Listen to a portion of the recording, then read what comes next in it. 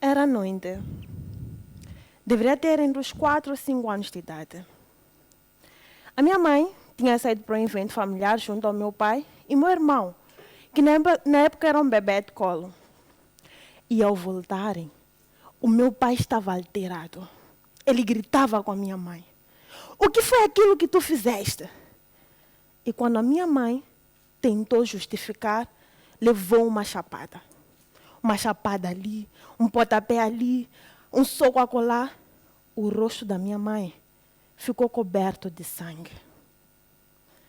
Depois dessas agressões, o meu pai olhou para ela e disse-lhe: "Hoje vais dormir na varanda para refletir sobre o que tu fizeste. Que palhaçada foi aquela de dançar com aquele teu familiar?" Eu, em choque, olhei para minha mãe, me perguntando o que estaria a lhe acontecer. E a minha mãe, com um sorriso tão terno, olhou para mim e disse: "Vá descansar. Está tudo bem." Naquela noite, a minha mãe dormiu na varanda com um bebê. O que vocês fariam se o lugar que deveria vos apresentar segurança se tornasse o lugar mais perigoso para o vosso crescimento? Olá, meu nome é Jéssica Chau e eu estou aqui para partilhar convosco sobre a minha história, que por sinal pode ser a sua, da sua mãe ou de algum conhecido seu.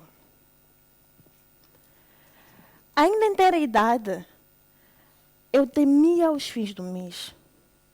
Isso porque não só eram os dias em que os pais recebiam e que as coisas poderiam ser novas e diferentes em casa, mas porque naqueles dias o meu pai bebia, e não bebia pouco. E ao beber, eram razões infinitas para que a minha mãe apanhasse. Por vezes existiam justificações. Ou porque ela riu com o vizinho, ou porque ela sorriu com um colega, ou porque ela demorou a chegar a casa. Mas por vezes, ela simplesmente apanhava porque sim. Por infinitas vezes, a minha mãe foi jogada a chá quente durante o mata-bicho, simplesmente porque sim, do nada. E nessas ocasiões, o meu pai saía chorando para o quarto. Por várias vezes, ouvi minha mãe apanhar até sair sangue. E por infinitas vezes, ela se desesperou tanto, que ela se questionava por que viver, por que continuar. E em cada uma dessas vezes que minha mãe apanhou, ela não teve a coragem de denunciar, porque ela queria garantir que os seus filhos tivessem um lugar para crescer, que os seus filhos tivessem um lar para poderem chamar de seus. As agressões eram sempre aos finais do mês. Por infinitas vezes ela apanhava e depois recebia um buquê de flores, seguidas por uma carta ou um bilhete: "Eu te amo. Você é tudo para mim. Eu não consigo viver sem ti." E ela ficou. As discussões foram avançando, até que em 2009, a minha mãe decidiu voltar a estudar, o que não foi bem aceito pelo meu pai. Primeiro porque na escola existiam homens. E se existiam homens, esses homens iam paquerar a ela. E isso estava fora de cogitação para minha mãe, para meu pai, desculpa. E as discussões que antes eram uma vez por mês passaram a ser de forma contínua. Não tinham momento, não tinham hora, não tinham lugar. Aconteciam simplesmente porque sim. Até que numa manhã, a minha mãe tomou uma decisão trágica e libertadora. "Vou deixar-te", ela disse para ele. Meu pai, convencido que era, olhou para minha mãe e disse: "Para onde irás? Quem te vai amar como eu te amo? Quem te vai cuidar como eu te cuido? o teu lugar é aqui, ao meu lado. Infinitas discussões vieram, uma luta aqui, uma luta acolá.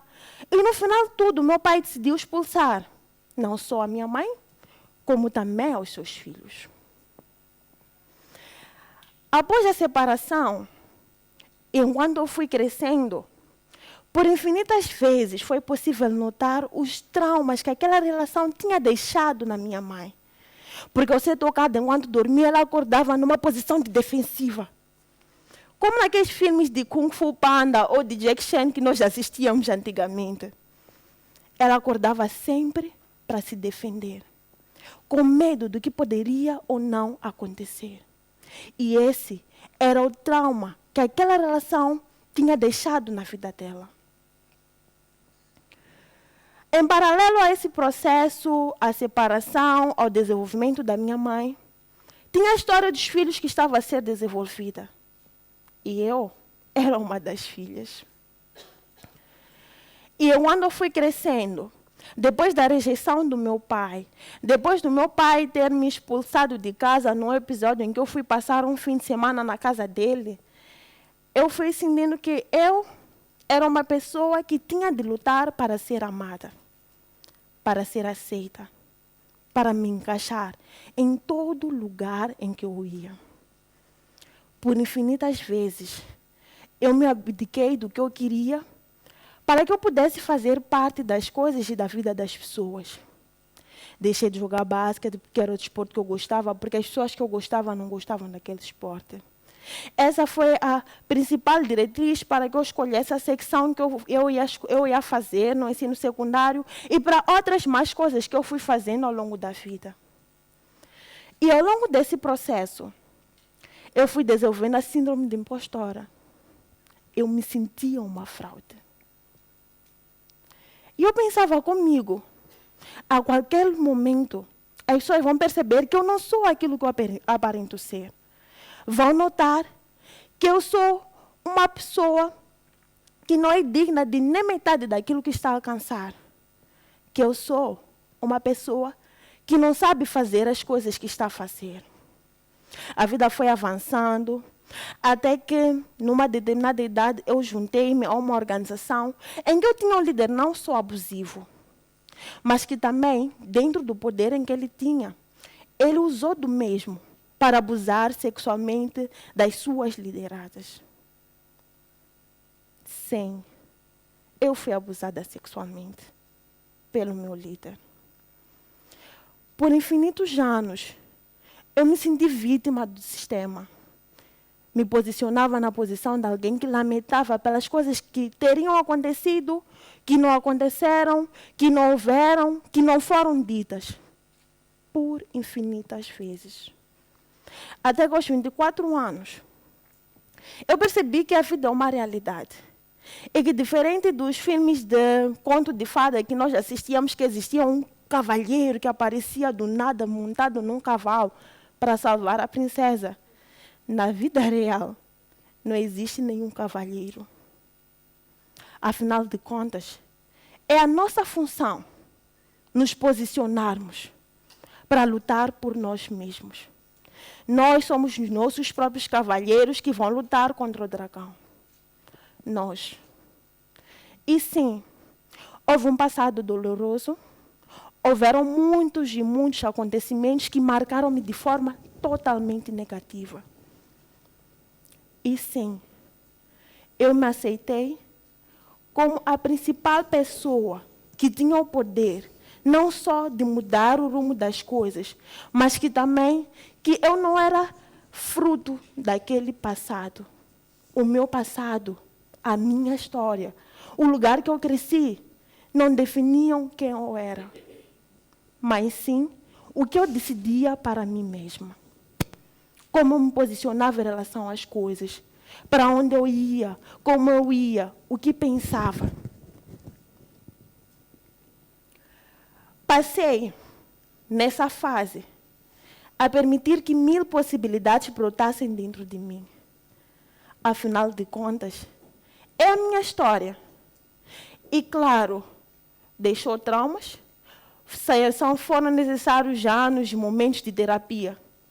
Foram necessários várias questões, foram necessários vários momentos em que eu me senti mal comigo mesma. Mas eu tinha não só de aceitar que aquilo tinha acontecido sim, mas que daqui para diante sou eu por mim. É minha função mudar as coisas. E é minha função decidir o que vai acontecer. Decidir como a minha história será escrita. Afinal de contas, não é para os outros, mas sim é por mim e é para mim.